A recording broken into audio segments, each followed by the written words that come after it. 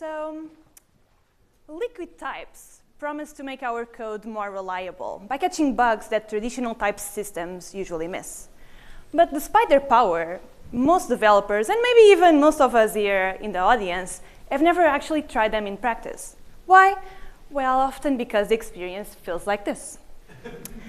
And so today I'm going to show you exactly what makes liquid types so frustrating to use in practice. And I'm Catarina Gamboa. This work was done with other people, both from Carnegie Mellon University and the University of Lisbon, and it was published at PLDI this year. So today I'm here to get to discuss a little bit more about it and for you to ask me more questions about the work we've published before. So type systems are very useful in verification when we try to catch some types of bugs, but they are limited. And so if we want to introduce some more domain-specific information, we can encode that with liquid types. And these liquid types are like predicates that we can add by saying, for example, that the list has to be non-empty at the start. And so we say that the length of this list has to be greater than 0. And we write this predicate, and we can use it in our functions to verify at compile time if these types are valid. So what we actually do inside with liquid types is basically send all of these constraints into an SMT solver that will tell us if this formula is satisfiably or not. And liquid types have been implemented in different languages, even for some of them in different perspectives. Since their introduction in 2008, they have been introduced to a lot of different languages, like C, Haskell, Scala, Rust, Java. And they have been actually used for quite a different set of properties, like trying to find protocol violations, security of cryptographic protocols, MCP applications, database queries, and others. So if they have been used in so many different implementations and use cases, why are people not using them? So our main question in this work was, what are the current usability barriers that developers face in adopting liquid types? And so to know this, we started thinking, how do we know what are developers' doubts and decisions and the intermediate steps that they take to arrive to a final program, or the difficulties in learning all these aspects or the challenges in implementing code? And we got kind of to the idea that we actually have to ask them. So we need to interview and observe developers using liquid types. And so to do this, we have done exactly that with the most mature implementation of liquid types, Liquid Haskell. And we got to interview and observe people from different experience levels, from beginners to more experienced users using liquid types, both from academia and industry. And at the end, we got 12 new users that were people that knew about Haskell but did not know about Liquid Haskell, and so we introduced it to them. And then seven experienced users that had already used Liquid Haskell in their projects.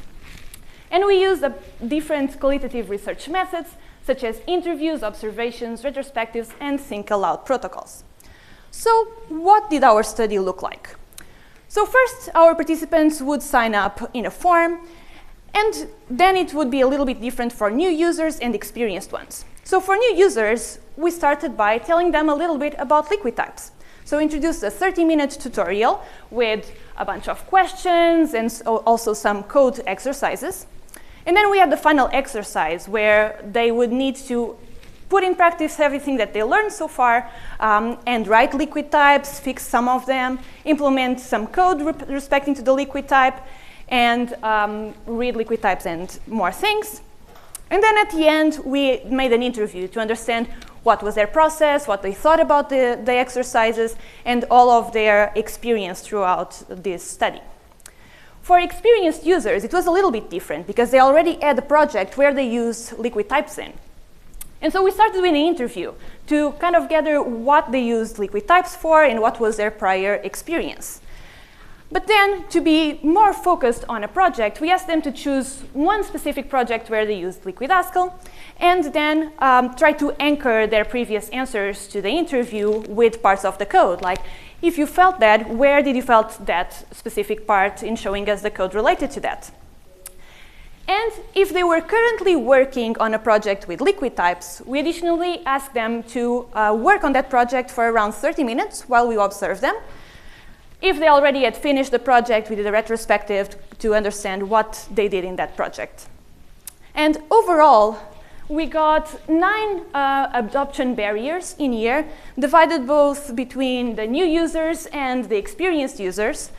Some of them were for both cases, so for all the cases, for all the barriers that new users experienced users actually also experienced them, but in a different level. And additionally, there were some cases that were more specific for the experienced users that they mentioned during the study. Overall, we can group these categories into verification challenges, where we have unclear divide between Haskell and liquid Haskell, confusing verification features, and unfamiliarity with proof engineering. Then we have developer experience challenges, where we have unhelpful error messages, limited IDE support, complex installation and setup, and insufficient learning and reference resources. And finally, we have scalability challenges, with limitations of automation and manual proof flexibility, scalability, and solver limitations. And now I'll go through each one of them with some examples. Obviously, I will not talk about all of them in this small presentation. You can find more in the paper, but let's go through some of them. So starting with these verification challenges. Let's try to start with an example that we had also for our new users. We have this function that is a little bit complex, but the first thing that our users started to do when looking at this was noticing, there are 3 arguments, but we only have 1 base case for the size of front being equal to 0. What about the size of the back? Don't we need to check that? And they were very confused about this.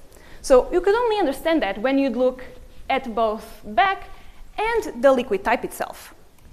Where in this liquid type, we say that the second argument, b, is an S list of type A with the size of 1 plus size of f. So then you have to think, okay, b is back, f is front, and so the list back will always have the size of 1 greater than the list of front. So then this base case starts to make sense, because if we know that the front is 0, then we can take something from the back, because it is always at least 1 greater, or always 1 greater than the front. So this shows a little bit this symbiosis between the liquid type and the implementation. You can read the implementation, but it only makes sense if you also read and understand the liquid type. Additionally, some participants mentioned that they found themselves writing code in certain ways, or found the code being written in certain ways that to convince the proof assistant that were not necessarily the most intuitive for them to write on. So changing some of the Haskell code to fit into the verification paradigm. Also, we had some participants that think that liquid types are kind of this middle term between a very good type system and some completely dependent type system. But for liquid types, you don't need a doctorate's degree to understand what's going on. But you still need to understand some of the parts that go into the verification. For example, identifying what are the pre and post conditions, and what predicates do you need and want to write to ensure that some properties hold. Even for some participants mentioned that for that example that I show you for the rotate, that I think that if I had come up with the type of rotate by myself, trying to figure out what invariant should be quite difficult.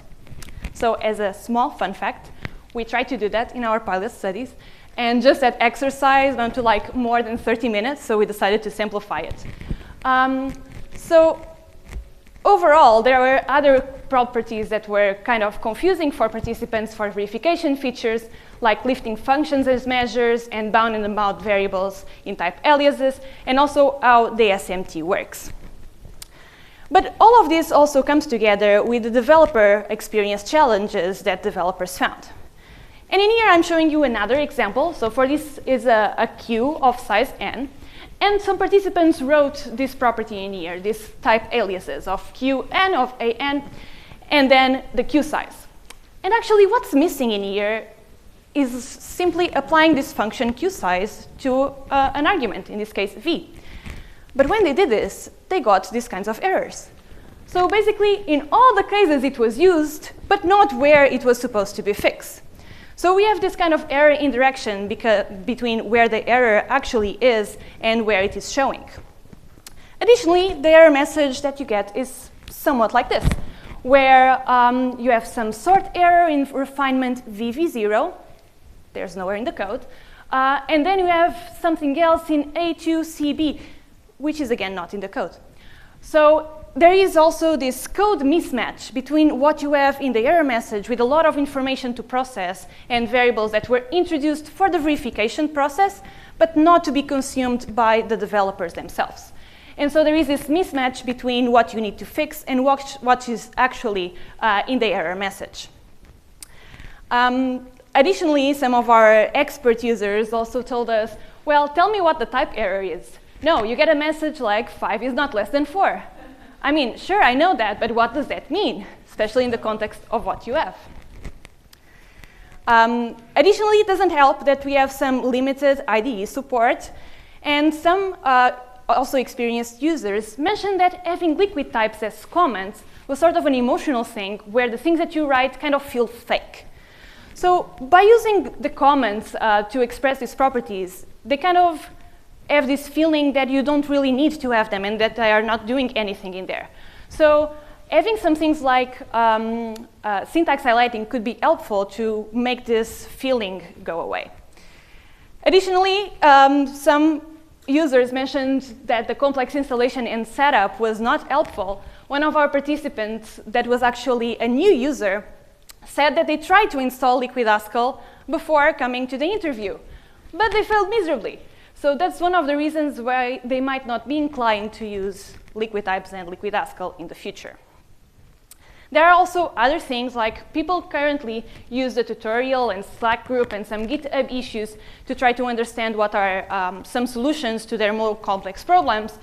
But the community is still pretty small and the tutorial is just an introduction. So when you try to do more complex things, they will fall a little bit short in what they can express. And so when you start doing more complex properties and want to verify more complex problems, we get to these scalability challenges as well. So where we have limitations of automation and also some solver limitations. As I mentioned in the beginning, what we basically do is have our properties sent to an SMT solver that will try to verify their satisfiability. So it's really great that we have the SMT solver because you're constantly being supported by it, but you don't have to prove everything that you're doing. But then it comes the challenge. So now you have to get the point where you can automate the proof. So getting to that point where the SMT solver can take in and basically see if your problem is solved or not, it's the actual challenge. So in this comes the limitations of automation and manual proof flexibility, where you need to understand a little bit more of how the SMT solver also works so that you can get to that point where it can actually be helpful. Additionally, when our program becomes bigger and the proofs more complex, the compilation time also increases. We had one participant saying that at the end, the proof took 5 hours or so, maybe longer for the whole thing to verify. So they would kind of usually just comment out some parts of the proof and work on the others. But this also makes it a little bit difficult to work in very big programs. And there are some internal solver limitations as well, like not everything can be converted to SMT-lib, and there are differences between versions and can fail unpredictably, especially if you don't really know a lot about what's going on in the SMT, since we treat it usually as a black box. So overall, these are the 3 categories of challenges that we've seen so far. And now you might be wondering, are these barriers really specific to Liquid Haskell? So this study was focused on this. Are they just for this case? But actually, if we think about these verification challenges, some might be seem a little bit specific to Liquid Haskell, as the unclear divide between Haskell and Liquid Haskell. But then if we think about it, other languages that implement liquid types might also have those problems, and an unclear division between the target language and the specification. Also, for the confusing verification features and the unfamiliarity with proof engineering, we can have other verification systems that also have these problems. One of our participants shared that they actually only see their colleagues at the industry environment using liquid types as a lightweight verification tool rather than full verification, which demands a deeper understanding and finer-grained control over the proofs. So it could be helpful to think about liquid types as a more lightweight verification tool than like a full verification tool to go through all of the different properties. As for the developer experience challenges, they again are not very they can be more difficult due to the liquid types existing in our languages, But they are also present in other languages. And for some cases, for example, the unhelpful error messages, there have been a lot of studies that have shown that compiler error messages are difficult. With liquid types, we have additional challenges. But then, if we think about the IDE support, or even what I mentioned about the specification in the comments, we have other languages that do the same. We have another person saying that developers will probably go on their first day on their job and test it. And if they can use it in the first 5 minutes, they'll probably try to use it later on. If they cannot set it up in the first 5 minutes, they'll probably give up and don't touch it for at least a couple of months. So making this initial experience a good one might be a good way to improve it for future uses. Also for the scalability challenges, these again are not very specific to just liquid types, but for other systems that also use SMT solvers as a backend. And so they can be useful to be solved in other areas. So with all of this, what are we actually currently doing? So we are, and this was not part of the paper, so a little bit of an extra part of what we are taking this information and trying to apply it. And so we are trying to apply this in Liquid Java, since this is the language our group is working on. And so we are trying to tackle 2 different aspects. One of them for the developer experience with the error messages, since they affect all kinds of users. And if you want to verify something and then you don't understand how verification is happening, you won't actually achieve your goal of verifying your code. And so we are trying to tackle that and also improve the installation and IDE support. And at the same time, we are trying to see some of the verification challenges and try to generate some pre and post conditions, trying to help users understand better what they can write and read on this. So overall, we have these 3 categories of challenges that are not just specific to our use case, but by listening to developers, we can better understand what their struggles are. And hopefully, together as a community, we can reduce these barriers and help enhance the usability of liquid types. Thank you.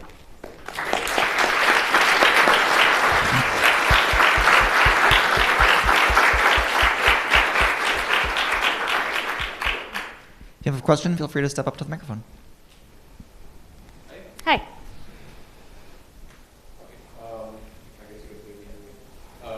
Great talk, first of all. I have a question about scalability, because my experience with liquid types is that they generate a lot of constraints, a lot of pressure on the SMT solver. And I can imagine that in a larger project, that would be overwhelming to the solver. You said it took 5 hours to do some stuff. So do you know if liquid types have been adopted in any larger projects with the use, rather than just some experiments, tutorials and stuff? Oh, yeah. Yeah, so for the projects that we have in here, and I think I have a small extra slide with that.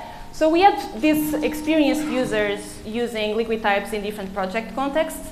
They were not very big projects. So most of them were academic work, so 6 out of 7. And some of them were personal and industry projects, but they were not very big. So even if they were not that big of a code base, they still had like this 5-hour time wait. It can actually be more difficult to use it in very big projects, right? So it's something that we need to try to improve. They give us some ideas, for example, use some caching or even some SMT certificates that can like say that this library was verified, you don't need to verify it again, so that you can kind of assume some parts are already verified and you don't need to run everything again. But we still need to find better ways to prove everything. Yeah. Okay, do you know like any sort of size of those projects? Like, do you think it has a perspective of a project that has like 10,000 lines of code, say? Yeah, that's actually a good question. I don't think we got those measurements at the time, but if you want, I can talk to you later and try to find out more about that. Yeah. Thank you. So another way to do verification is to annotate functions with pre and post conditions and add loop invariants, that kind of thing. So that's also another SMT-based approach.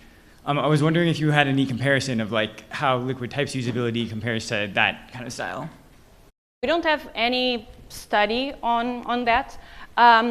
But our idea is that liquid types can be a little bit more lightweight in a way, because you're only adding more types to the types that you already have in a language.